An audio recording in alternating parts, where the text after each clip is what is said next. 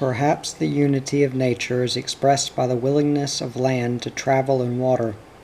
The fragile soil texture of a woods makes that an unsuitable place to pasture livestock.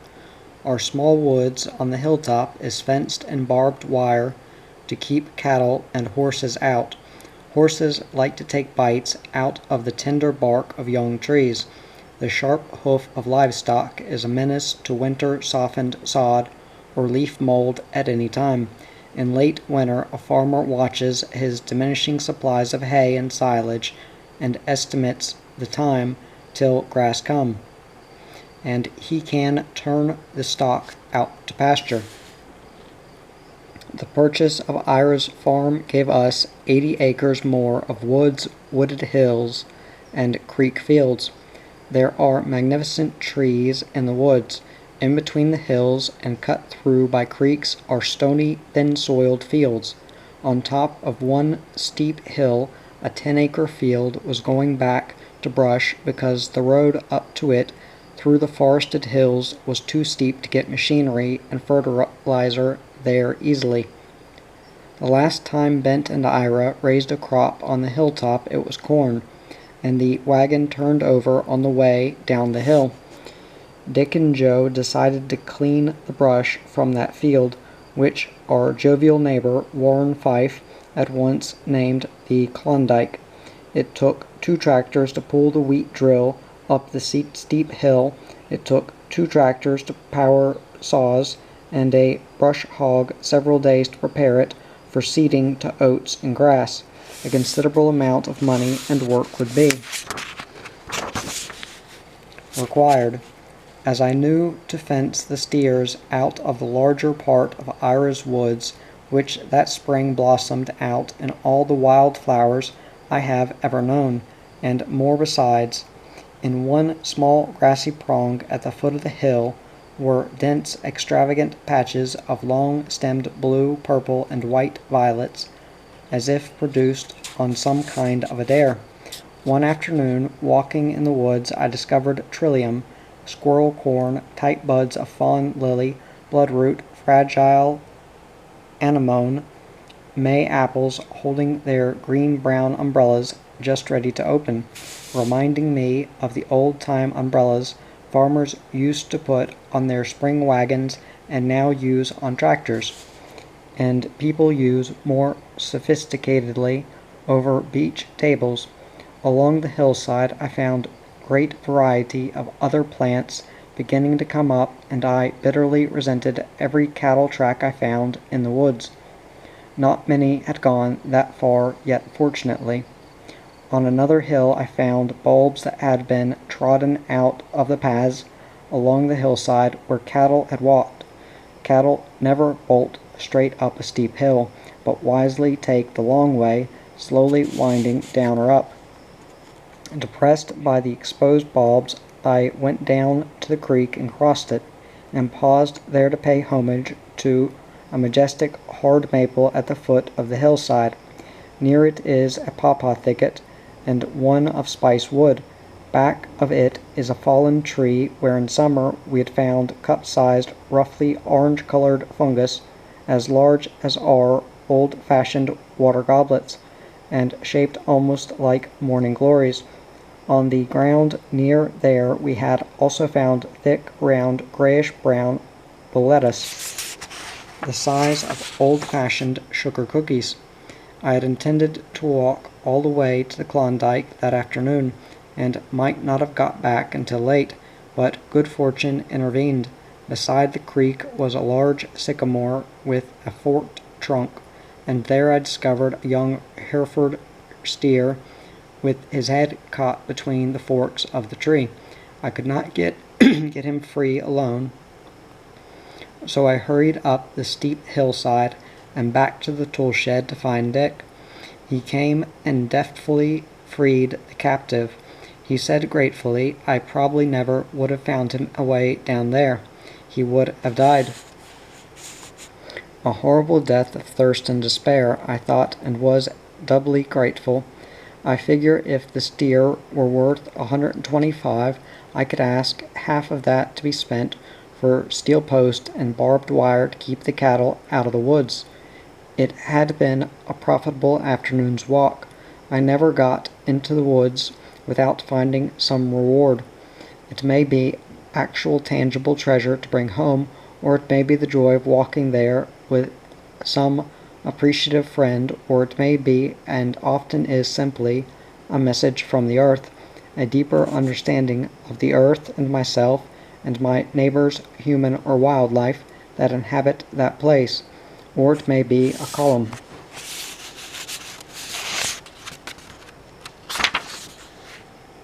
The next morning I was still thinking of the durable, fragile, and persistent lives I had seen in the woods.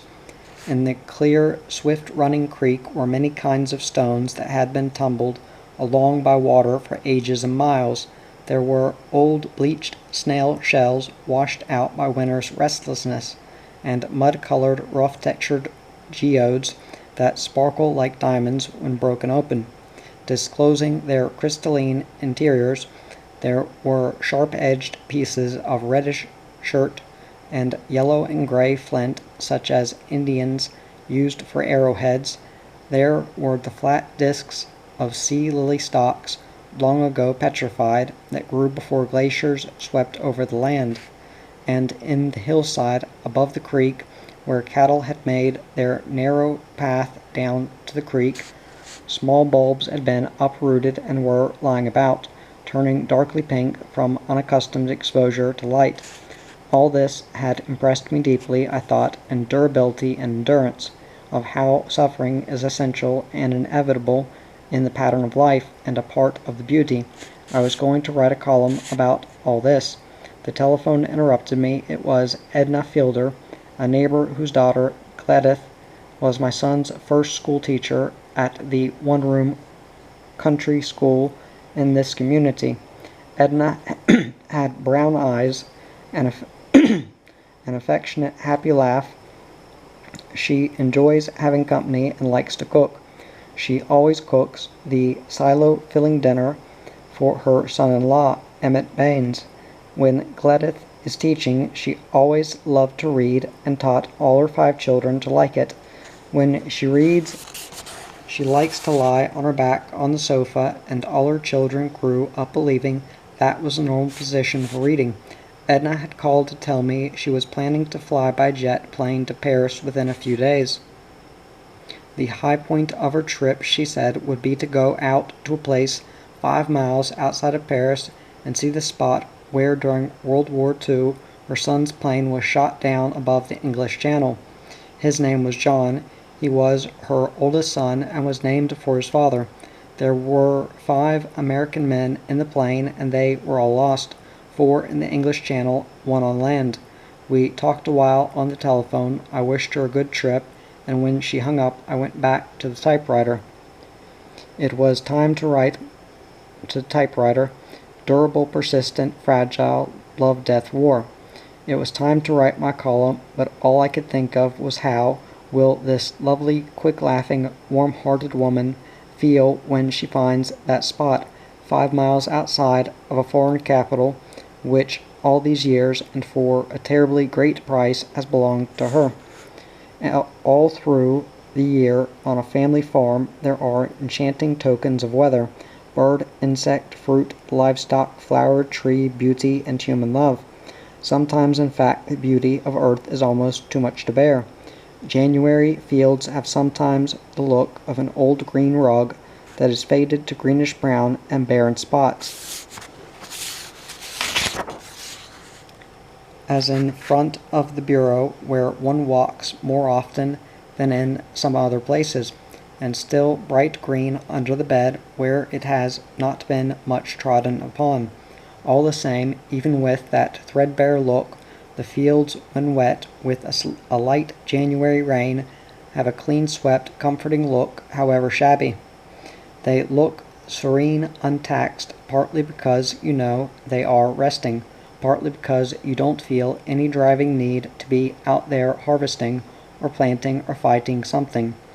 The rain brings up the green and the lichened north sides of the tree trunks, and they look as if somebody had cleaned a paintbrush there. All you really need to do at any time of year is to take time to look at it to realize how beautiful is an untroubled piece of earth. And everywhere, if you need an example, you will find resilience and quite evidence of courage. I saw one on the way down to the mailbox one spring morning. In a winter storm, a large maple limb had been bent, cracked like a stick of kindling across a fire builder's knee. Falling, the limb rested horizontally across the branch below. In April, a few weeks later, a sturdy twig on it had expanded its leaves fully, in contrast to the tentative, timid buds on other branches waiting for the right warm season. It was as though the broken branch understood it could not survive the year, and therefore wished to make the most of what life it had left, spending its all extravagantly out of season. As soon as we had taken possession of Ira's farm, we wanted to show its fields and woods to friends, and there were places on it we wanted to explore. Not having ever seen them before, we bought the farm. Often I rode out with Dick on the tractor to the fields back of Ira's barn, or on up to the Klondike field. From the wagon's height, as I rode past a grapevine-filled hackberry tree one day, I saw a dove's nest in the tree. It was sloppily built of sticks and bits of pennyroyal, and there were 4 eggs in it. Then suddenly one morning the eggs were gone. They had not hatched. The thief could have been an owl, a blue jay, crow, or something else. Man resents these natural interceptions of what he admires, but in carrying out his own plans, he frequently intercepts the plans of birds and animals. The very possession of land is in fact a history of invasion. Indians were hunters and believed the land belonged to them. Settlers came in to be farmers, invaded successfully, and took the land and believed it to be theirs. Industry now is invading agriculture, and the small farmer is becoming a victim of the invasion in a changing era. All that spring we took pleasure in taking our guests to see what we were doing to the new fields. One Sunday, Ralph and Polly West had come from Putnam County, and Joe had come from Purdue, bringing a fellow student, Calvin Coupler, for the weekend. It was a spring day, a day when every living thing was probably glad just to be alive. We all got into the tractor wagon and rode past Ira's barn and on up to the Klondike. The woods we passed through was a garden of spring flowers, and we found morel mushrooms at the edge of the hilltop. When we reached the Klondike, Calvin and Westy looked over the field and complimented Dick on his reclaiming of the land from the brush. Westy reached down into the ground and picked up a black snake that had been run over and killed by the disc even before it had had time to emerge from its winter sluggishness and shed its skin. He lifted it out from its snug, unsafe death place and laid it exposed on the field. Within an hour it would be discovered by the telescopic-eyed buzzard already gliding gracefully above the field. Calvin found an almost perfect arrowhead on the surface of the ground. Dick found the first mushroom. All over the hillside, unmindful of the dove's eggs or disc-killed snake, were wild flowers, new grass, and upspringing weeds. The woods was a magic place, a place of beauty, but at the heart of its tenderness and extravagance was a hard core of discipline. Nature disciplines unceasingly to keep the balance and to make survival possible. She strengthens stock and muscle by hardship. Sometimes I think there is as much of danger as of safety in numbers. Perhaps it was their very overabundance that made the passenger pigeons vulnerable to extinction. As for the dove, probably nature never intended that all birds should have equal success or equal pleasure, but only that all should wish for it and try. We stopped to pick mushrooms along the hillside, as we came back, and when we got home we had a gay dinner of fried chicken and mushrooms in the dining room. It is by stages like this that a new farm becomes owned. To impartial nature there is no good bird and no bad one, no valuable insect and no worthless one. She has uses for everything she devises, and she has tasks to exact from everything, and none can escape her assignment. In the bird world, a fight is not a manifestation of hatred, but a clash of hunger against the courage that fear often calls up in the presence of danger. A farmer considers a cooper's hawk a bad bird because it destroys his poultry or the songbirds he likes and feeds. Therefore the farmer who saw a cooper's hawk in the lot below his barn eating some feathered creature got a gun, intending to shoot the hawk. Even with the gun trained on this large, striking-looking bird, the farmer hesitated. He hesitated so long that if the hawk had not been overconfident, or perhaps over-hungry, it could have got safely away. It stayed repeatedly. With its long beak it stabbed its smaller, feathered victim, pulling out feathers and tossing them aside. It looked around only carelessly as it continued stabbing. One shot killed it. Passing by soon after, I went into the field to look at it. The hawk lay on the ground, the April wind slightly ruffling its pinkly tan underfeathers. The feathers on its upper body were gray, the head slightly flat, like an eagle's bore, a thin line of green above the beak, and a circle of green around each yellow, half-open eye. The beak was a cruel-looking weapon, strong, dark, fiercely curved. The hard, dark scimitar-like claws on its toes were even more savage-looking. A hawk has 3 front toes and 1 back toe on each foot. When one forward claw closes with the back one, they form a ring from which there is no escape. A cooper's hawk can lift up and carry away a large hen if it wishes. The hawk had held its captive and killed it by stabbing it repeatedly on the back of the head. The victim was a yellow-shafted flicker, possibly the one that had come all winter to eat from the feeder west of our kitchen window.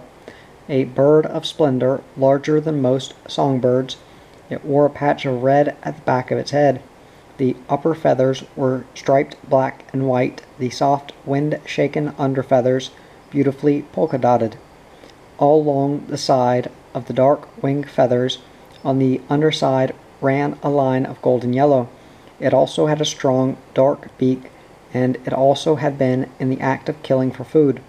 When the hawk struck, the force and pain of it had caused the flicker's beak to clamp shut so tightly that half of the moist pink earthworm was still dangling outside, unable to pull itself in or out. An earthworm is a farmer's good friend. Traveling through his fields, it helps aerate, enrich, and mellow the soil. But a farmer cannot hope to protect all the earthworms.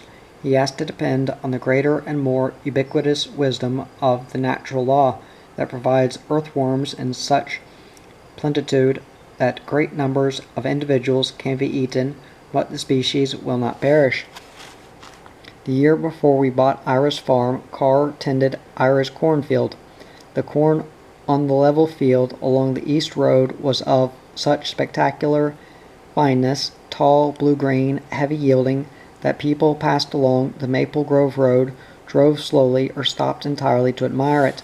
When we bought the farm, Joe was a senior at Purdue University, majoring in agronomy. He told his father, "You'll either have to do right by that field or build a 40-foot board fence around it." Lumber being the price it was, it seemed cheaper to buy fertilizer and gasoline and do right by the field. Dick put $1,600 worth of fertilizer on Ira's farm the first year. Being a former Purdue student himself and having a son to act as his farm manager, Dick planted the cornfield according to the Purdue Says system with the help of a large staff of unpaid local consultants, observers, and advisors. including naturally the former owner and the neighbor who had planted last year's excellent crop. The Perdue Says system, as administered by the farm's son, Joe, began with soil tests and continued with a series of letters home urging, reminding, instructing, and querying. Fortunately, Dick already knew a little about raising corn, having done it for 20 years or more. Fertilizer was applied generously at the right moment, including anhydrous ammonia applied by Mr. Splendor from his truck at the rate of 120 pounds to the acre, and Mr. Splendor staying to dinner with us that day. The farm manager came home over weekends to work on the cornfield, and unfailingly rallied his boy friends around to help and join us at gay meals. Last year's corn stalks were dished in. This seemed for a time like a mistake because the fluffed up stalks were difficult to keep under the tilled surface. The cornstalk situation, however, provided the excuse for many happy consultations of the advisory staff. The cornfield is unfenced, lies right next to the road, and when any passers-by saw the consultants summiting, it was easy to pull off to the side of the road and join them. At the planting time approved by the Perdue system, the Lord also cooperated, sending a weekend of superb weather. The farm manager and his special consultants, Dick Francis and Tony Scherschel, both of them university students, kept 2 tractors going all night preparing the ground. Dick was entrusted with buying hybrid seed corn, borrowing a neighbor's bigger, better planter, and drilling in the seed. Have faith in the land and treat it right is the core of the Perdue Says system, and love the land, adds Maple Grove. Agriculture is said to be the beginning of civilization. Whenever man begins to till the soil and mold fields and make requirements of it, industry follows. When they fight for possession of it, society is well underway. Art follows the tillage of the soil, Daniel Webster said. Actually, art exists from the beginning of land tilling. It is manifest in the lines of the tilled field.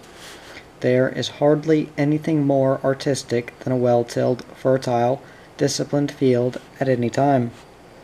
When freshly plowed, brown and shining and fragrant from its winter mellowing, or when newly worked down, fertile, full of promise and waiting to receive the seed, or when the first green sharp-pointed sprouts make dotted lines across the field, almost but never quite meeting at the distant horizon, and always beckoning on, or later, when the blossoming corn scents the sun-warmed air, and the long warped green blades clash together in the rising wind, or gently in still summer air, or when the corn picker rushes through a ripened field, knocking the brown stalks about, and some stalks fall and others stand, waving their empty brown gloves aimlessly in the wind.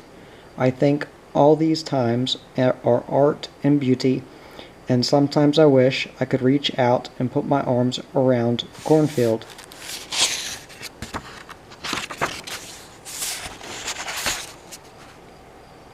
Late near the end of a day that threatened rain, when Dick was plowing the last round of the cornfield, preparatory to laying it by, I rode with him on the tractor. I took a firm grip on the tractor's gray fender with one hand and a firm grip on Dick's suspenders with the other, because the effect of watching corn cultivating is hypnotic. You could easily fall off and get plowed under with the weeds. There are 11 steely bright points to the cultivator, 4 spearheads, and 7 duckfoots. The tractor rushes forward, roaring softly, and these sharp points split the brown, dry crust of earth in a smooth, darkening flow.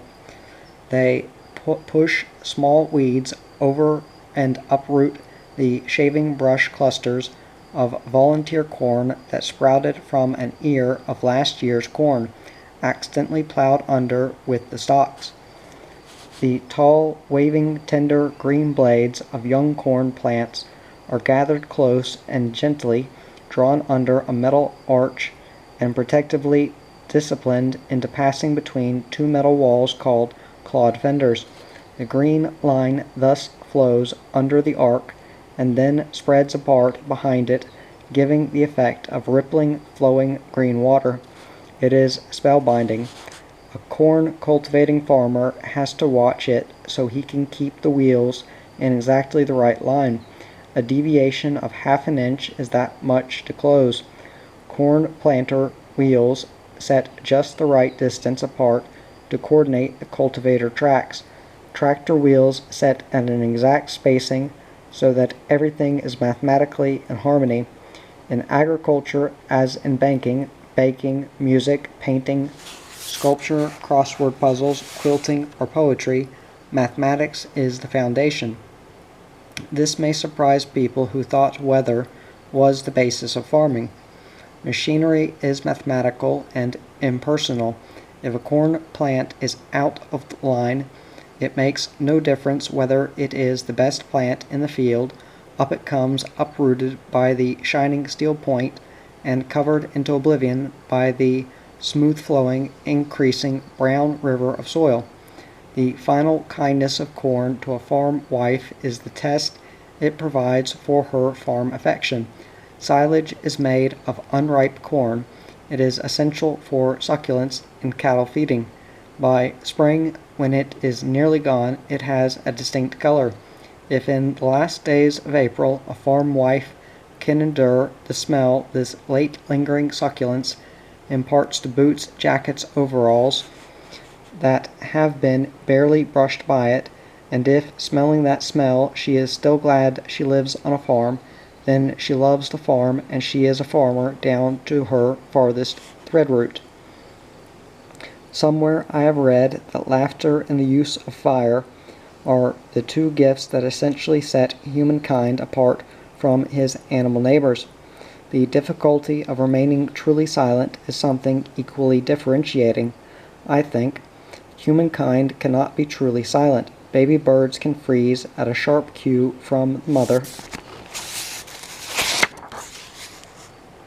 bird and remain silent for a long time. What seems even more miraculous is that they know these cues from birth. Humankind has to have soft music to be silent to, and even then it is not very successful at it.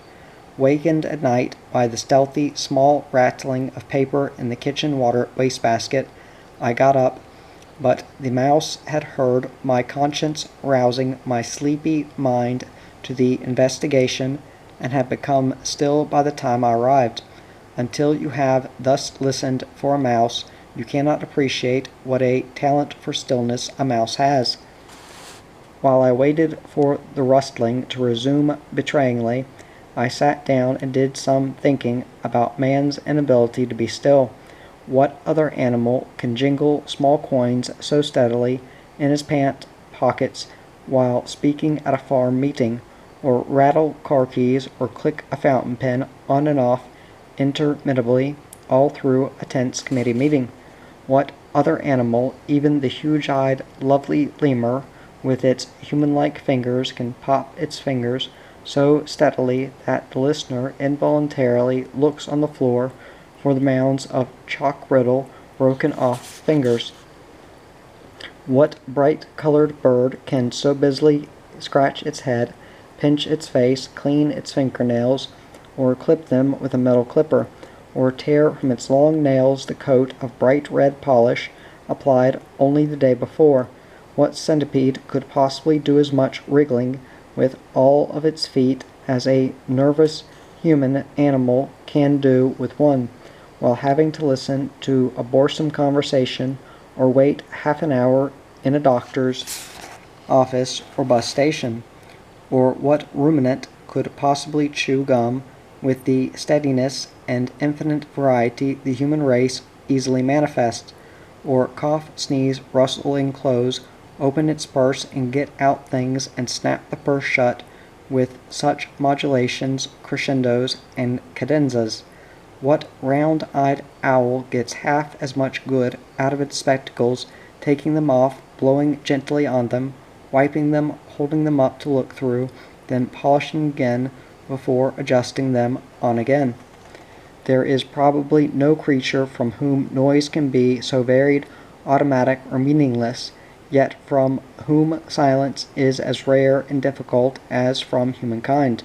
Perhaps that is why silence is a magic word and the sound of it is so beautiful.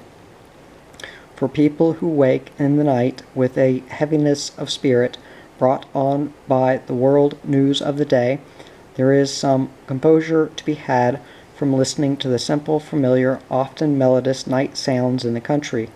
Farmers, being so well supplied with these, perhaps ought to take on the burden of national worry, as one farmer bales hay for another who has no baler, custom worrying with twine and one extra wagon included. A farmer waking at this vulnerable hour is comforted by little sounds, the tentative brushing of pointed leaves against an old farmhouse wall, or the long curling quaver of the small gray screech owl in the apple tree, the tinkle of rain against the window sill, and the flowing melody of it in the eave trough, or even the sound of a cow expressing her night thoughts frankly, if she is far enough in the distance. Listening does not dissolve the oppression nor solve the problem. It merely makes the burden more bearable, as shifting a basket rests a tired arm. Sometimes on summer evenings a farmer sitting quietly on the back steps and listening intently can hear the sounds of insect wings, a thinned-down sound, faintly like the sound of cattle pulling grass in the still summer nights. A tiny sound, the rustle of many tiny wings. It is the sound of summer's skirt swishing. But most of the time the drama of the insect world goes on soundlessly, and except for mere chance you would not observe it. One night, by chance, I looked through the back porch window into the moonless darkness and saw a small, nearly square patch of green light glowing steadily against the glass. I recognized the firefly's light, but was puzzled that it did not go on and off intermittently, as it normally does in midsummer evenings when fireflies rise up from the dampening grass and fly about, exploding into light like tiny firecrackers. With the reading glass held close to it, I saw the green light originated from the two lowest segments of a firefly's soft underbody, with a tiny bar of black between the green sections. From the lowest segment a new spurt of light spouted up at intervals like a fountain of green fire. Suddenly the square patch began to wheel and dance madly, and I understood. A firefly has blundered into a spider's web at the window and was held fast there, which created the steady glow. The dancing was made when the spider came down and stung, and the firefly made a frantic effort to free himself, creating a wild green ballet. He was hopelessly held by the tenacious, delicate spider thread. I went outside and took him down, carefully removing what thread I could remove. But it was already too late. The legs curled up like lifeless wisps of black thread. It is hard to resist interfering with the natural world, and the reason it is so hard perhaps is that the human interferer wonders how far the rule of survival applies also to his world, and the world news suggests that it applies too far. He seeks further for another rule. Actually, how far removed is the human world from the world of our neighbors, the animals and insects? By what evidence does man support the belief that he is the choice, finished product of creation? On all hands, all over the farm, and in the woods, the life patterns of these neighbors make thoughtful suggestion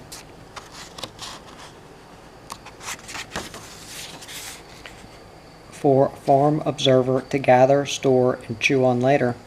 In July, when I was getting ready to set out some dried tulip bulbs from Easter's potted gifts, I went out into the yard and scratched away dry leaves and trailing ends of honeysuckle to make a place. Immediately there rose up from the disturbed ground a distinct odor, pleasant, woody, menthol-like. Simultaneously ants gushed forth from the spot, medium-sized ants having the amber color and transparency of bread wrapping paper. They came in a confused crowd, individuals darting into and out of the mass. They ran over each other, pushing and dragged at the white capsule-like larva lying close to the ground. I picked up a handful of the dry, crumb-like earth they had run out of, and smelling it discovered where the fragrance was coming from. The ant's nest, properly called a formicary, was saturated with the odor of formic acid. It is the acid that makes the ant's bite painful. The ancientness of ants is attested in the word formic, which has come from a Latin word that means belonging to ants. The dictionary describes formic acid as a colorless, mobile, vesicatory liquid of formula HCO2H, but this does not at all describe the odor it gives the ant's house. Cool, summery, fitting to July, somewhat like the odor of wild bergamot in a deep woods. Formic acid is also in the sting of bees, those cousins of ants so much better known than ants that their common name, Hymenoptera, more often suggests bees than ants. I picked up a few ants, making no attempt to select a complete society, drone, queen, and worker, and brought them into the house along with a few of their larvae and 2 inches of their familiar dry, crumbled earth, which remarkably did not pack down, giving me the thought that perhaps formic acid would help a too tight clay soil while humus was being worked into it. I put all this into a glass and watched. The ants continued to panic, tunneling into and out of the soil and inspecting the quiet larvae. Gradually they subsided. Finally, when they were resting, motionless, on the surface of the soil, all the smell had gone from it. I took them back to the now abandoned formicary, and again they became wildly active. I could not tell whether because they recognized their former home and were appalled by its desolation, as a person might be in a war-ruined, deserted city. I left them there, feeling indebted to them for some new land treatment, ideas, and the memory of a new smell, and also for a new adjective, vesicatory. It means having the power to blister, and I set it aside to use in human affairs. It is bound to come in handy some time. In late March, when Ira and Monta held their sail, the ground thawed through. There seemed to be no bottom to the mud. Cars, trucks, and tractors left deep gashes in the barn lot and fields. Trucks had to be pulled out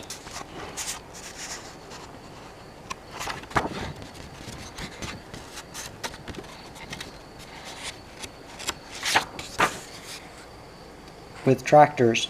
For a study of mud in depth, the day made history even in a farming area. But the earth is resilient, especially with some help from soil-conscious owners. Dick and Joe rolled the gashes shut, smoothed the mud. By the end of the strawberry season, when Montz and Ira were moving their household goods to the new place, the March wounds had healed. Grass had closed, and again, grass, said John Ingalls, is the forgiveness of nature. Grass is nature's coveralls. Grass is to the earth what the subconscious mind is to mankind. The power of the subconscious is greater than all the work, lists, and proddings of conscience a gardener can have. But the power of grass, I suspect, is even greater. All summer, whenever I dashed out to the garden or the raspberry patch for a last-minute cucumber or green pepper or a salad's worth of fresh dill, My subconscious mind had silently pointed to the grass that needed pulling from around tomatoes, beans, and peppers.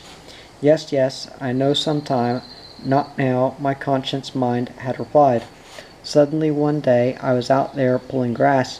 It was as much of a surprise to me as to the garden. I had gone out to pick a cucumber, and when I came back in, some hours later, my subconscious mind was smirking. The grass lay piled in a great heap, undiscouraged, biding its time. The noon dishes were still waiting to be washed.